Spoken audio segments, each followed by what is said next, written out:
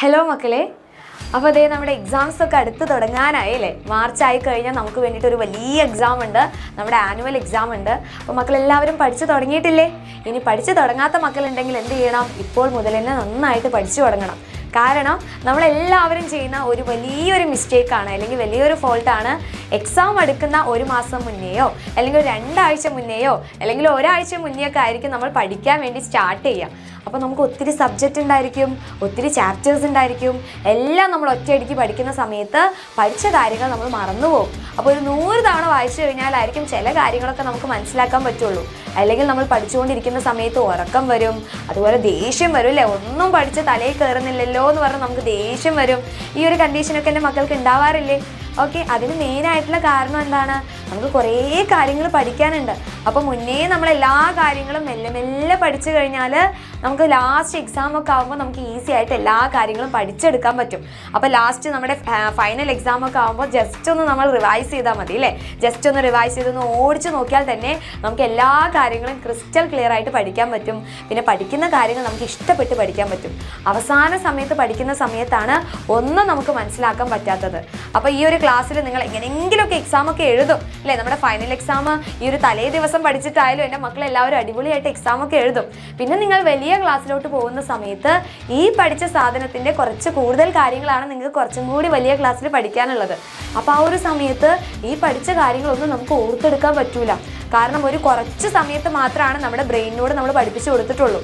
അപ്പോൾ കുറച്ച് സമയത്ത് പഠിച്ചിട്ടുള്ള കാര്യങ്ങൾ പാവം നമ്മുടെ കുഞ്ഞു ബ്രെയിനിന് ഓർത്തെടുക്കാൻ വേണ്ടി പറ്റുമോ? ഇല്ല. അപ്പോൾ നമ്മൾ എന്ത് ചെയ്യണം? ഈ പഠിച്ച കാര്യങ്ങൾ തന്നെ റിപ്പീറ്റഡായിട്ട് പഠിച്ചുകൊണ്ടിരിക്കുക.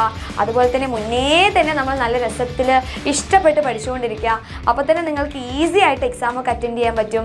വലിയ ക്ലാസ്സിൽ എത്തിക്കഴിഞ്ഞാലും പുതിയ പുതിയ ടോപ്പിക്സ് ഒക്കെ നമുക്ക് ഈസി ആയിട്ട് പഠിച്ചെടുക്കാനും പറ്റും.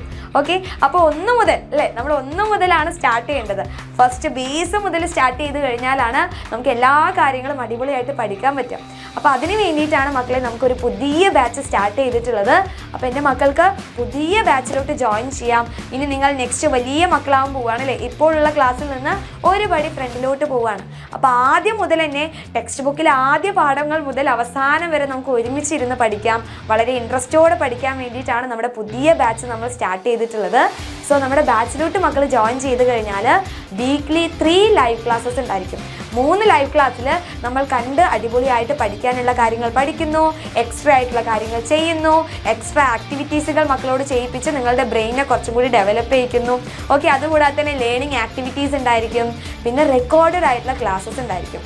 അപ്പോൾ ചില സമയത്ത് ചില കുട്ടികൾ സാധാരണ നേരത്തെ എണീറ്റ് പഠിക്കുന്നുണ്ടായിരിക്കും, ചിലപ്പോൾ രാത്രി ആയിരിക്കും പഠിക്കുന്നുണ്ടായിരിക്കുക. അപ്പോൾ നമ്മുടെ സമയം അല്ലേ, പഠിക്കുന്ന സമയത്തിൽ കുറേ മാറ്റങ്ങൾ ഉണ്ടാവുന്നുണ്ട്.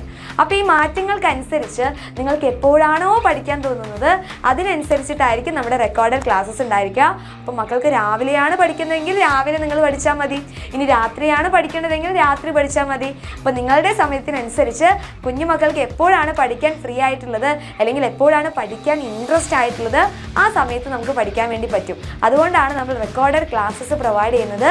പക്ഷേ റെക്കോർഡഡ് ക്ലാസ്സസ് മാത്രമല്ല, നമുക്ക് കണ്ടുപഠിക്കുന്ന 3 ലൈവ് സെഷൻസും കൂടി വരുന്നുണ്ട്. ഇനി ബാച്ചിലോട്ട് ജോയിൻ ചെയ്ത് കഴിഞ്ഞാൽ നമുക്ക് ഇത്രത്തോനെ സർപ്രൈസിങ് ഗിഫ്റ്റൊക്കെ മക്കളെ കാത്തിരിക്കുന്നുണ്ട്. സോ ബാച്ചിനെ കുറിച്ചുള്ള കൂടുതൽ ഡീറ്റെയിൽസ് ഒക്കെ അറിയാൻ വേണ്ടിയിട്ട് പാരൻസിൻ്റെ ഹെൽപ്പിൽ എന്ത് ചെയ്യണം? താഴെ കാണുന്ന നമ്പറിലോട്ടൊന്ന് ജസ്റ്റ് കോൺടാക്റ്റ് ചെയ്യുക. ഓക്കെ, ഇപ്പോൾ മുതൽ തന്നെ ജോയിൻ ചെയ്ത് കഴിഞ്ഞാൽ ഇപ്പോൾ നമുക്ക് എക്സാം ഒക്കെ അടുക്കുകയാണ്. ഇനി അത് കഴിഞ്ഞ് നിങ്ങൾ നെക്സ്റ്റ് ക്ലാസ്സിലോട്ട് പോകുന്നതിന് മുമ്പ് തന്നെ നമ്മൾ ഫുള്ള് പ്ലാൻ ചെയ്ത് ഇപ്പോൾ തന്നെ നിങ്ങൾ ജോയിൻ ചെയ്ത് നിൽക്കുകയാണെങ്കിൽ പിന്നെ അതിനെക്കുറിച്ച് ടെൻഷൻ അടിക്കേണ്ട ആവശ്യമില്ല. ഓക്കെ, എക്സാമിനർ നിങ്ങളുടെ കൂടെ ഉണ്ടായിരിക്കും.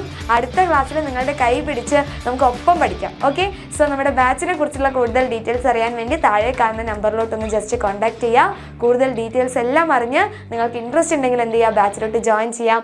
എക്സാമിനറിനൊപ്പം പഠിച്ച് നമുക്ക് അടിപൊളിയായിട്ട് പഠിക്കാം കേട്ടോ.